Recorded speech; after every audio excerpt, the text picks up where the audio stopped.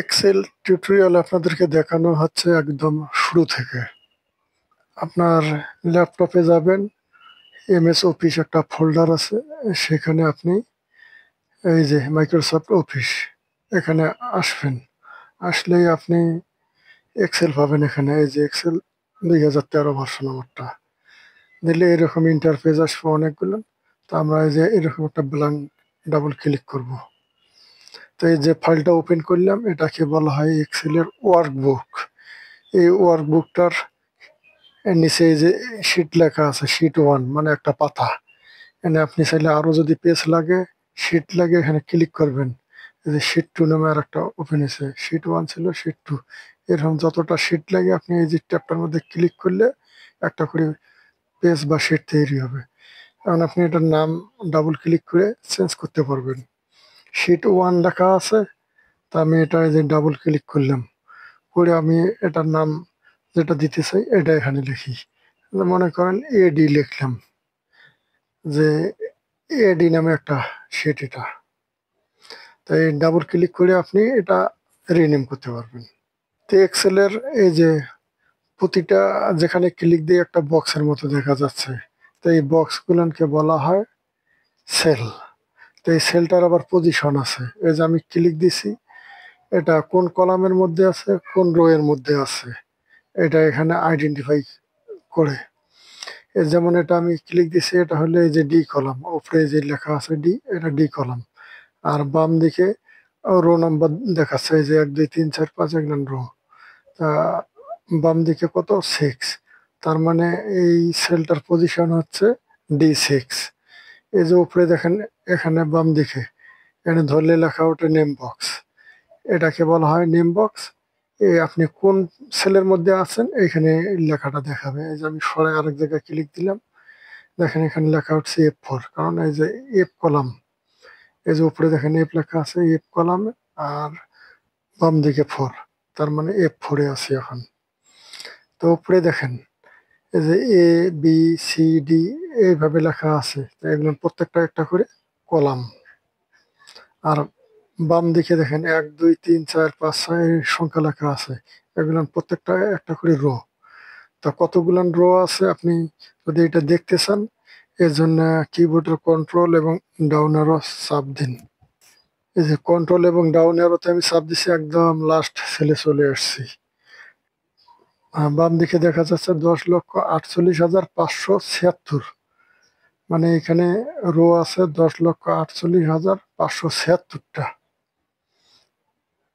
এই যে এরকম একটা করে রো 10,48,576টা আছে। এখন যদি আপনি এখান থেকে উপরে উঠতে চান, মানে আমরা প্রথম সেলটাতে যাব, এর জন্য কিবোর্ডের কন্ট্রোল এবং আপ এরও চাপ দিন। এই যে 1 নম্বর এ কলামের 1 নম্বর রয়ে আছি, A1, এই যে নেম বক্সে দেখাচ্ছে। উপরে এটাকে বলে ফর্মুলা বার। যেমন এখানে আমি এখানে যা কিছু লিখি না কেন, এখানে ফর্মুলা বারে দেখাবে। এই যে এখানে দেখাচ্ছে, এখানে যা কিছু করব ফর্মুলা বারে দেখাবে। তারপরে এখানে দেখেন এই যে এইটুকু অংশকে বলা হয় রিবন। এটাকে আপনি হাইট অ্যান্ড হাইটও করতে পারবেন, বা কোনো অপশন দেখাতে চাইলে দেখাতে পারবেন। এই যে এখানে ক্লিক দিয়ে এখানে যদি কোনোটা আপনি উঠায় দেন, তাহলে এটা থাকবে না, এই রিবনটা হাইড হয়ে যাবে। আর রাখতে চাইলে থাকবে। এই যে নিচে লেখা আছে শো বিলো দ্য রিবন, এটার মধ্যে যদি ক্লিক দেই, এই যে এরকম হয়ে গেল, অনেক কিছু হাইড হয়ে গেছে। এই যে এখানে চলে এসছে শো বিলো দ্য রিবন। এখন যদি উপরে নিতে চাই, এই যে শো অ্যাবভ দ্য রিবন, এর মধ্যে ক্লিক দিলে উপরে চলে যাবে। এই যে এটা কুইক অ্যাক্সেস টুলবার। তা এখন আপনি এক্সেল ফাইল একটা তৈরি করছেন, এটাকে সেভ করার জন্য Ctrl+S ব্যবহার করতে হবে। অথবা এই যে উপরে বাম দিকে এই যে একটা বক্স দেখা যাচ্ছে, এখানে ধরলে এই যে সেভ লেখা ওঠে, এটার মধ্যে ক্লিক দিলে সেভ হবে। এখন চাচ্ছে কোথায় আমি সেভ করব, সেটার লোকেশনটা চাচ্ছে, যে এখানে যে ড্রাইভে বা যেখানে আপনি সেভ করতে চান সেটা এখানে দেখাইতে হবে। তো আমি এই যে দিস পিসিতে গেলাম, যে এটা ডি ড্রাইভে সেভ হবে। কি নামে সেভ হবে এখানে নামটা লিখবেন, যে মনে করেন বিএন লিখলাম, এই নামেই সেভ হবে। তারপরে হলো এই নিচে যে সেভ আছে, সেভের মধ্যে ক্লিক দিলে এটা অলরেডি সেভ হয়ে যাবে। আর শর্টকাট হলো কন্ট্রোল-S।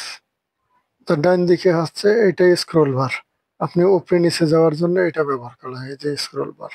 আর নিচে আর একটা স্ক্রল বার আছে, শীটটাকে বামে ডাইনে মুভ করার জন্য। তার নিচে এই যে এখানে প্লাস আর মাইনাস আছে, এই দুইটাকে বলা হয় জুম কন্ট্রোল। এই যে এখানে আমি এখন ক্লিক দিচ্ছি, জুম হচ্ছে 170% হয়ে গেছে। আবার এখানে মাইনাসে ক্লিক দিলে এটা কমে যাচ্ছে। তারপর নিচে এই যে রেডি লেখা আছে, এই রেডিটাকে বলা হয় স্ট্যাটাস বার। মানে এই এক্সেল শিটটা এখন কাজ করার জন্য প্রস্তুত আছে। আর আপনি যখন যে নামে ফাইলটা সেভ করবেন, এই যে এখানে টাইটেল আছে উপরে দেখেন, এই যে বিএন এক্সেল লেখা আছে, এখানে যে নামে সেভ দিবেন টাইটেলে সেটা এখানে শো করবে। আর এটাকে মিনিমাইজ করার জন্য এই যে মাইনাস আইকন আছে, এটা ক্লিক দিলে নিচে জমে থাকবে। আর এটা হলো ক্রস আইকন, এটা ক্লিক দিলে ক্রস করার জন্য। উপরে এই যে ফাইল লেখা আছে, এগুলোকে বলা হয় মেনু বা ট্যাব। এই যে এখন আমরা হোম ট্যাবের মধ্যে আছে, এই যে ইনসার্টে ক্লিক দিলাম, ইনসার্ট মেনুর আন্ডারে বা এই ট্যাবের আন্ডারে কি কি আছে এগুলো এখানে শো করতেছে। তারপরে যে পেজ লেআউট আর একটা ট্যাব, এর আন্ডারে কি কি আছে এখানে শো করতেছে। এটা হলো এক্সেলের ফান্ডামেন্টাল ক্লাস। এখানে আপনাদেরকে দেখানো হলো যে ইন্টারফেস পরিস্থিতি, এরপরের থেকে প্রত্যেকটা বিষয় নিয়ে ডিটেলস আলোচনা করা হবে। তা ভিডিওটা যদি ভালো লেগে থাকে একটা লাইক দিবেন, কমেন্ট করবেন, শেয়ার করবেন। চ্যানেল সাবস্ক্রাইব করে না থাকলে সাবস্ক্রাইব করে রাখবেন। ভিডিওটি দেখার জন্য ধন্যবাদ।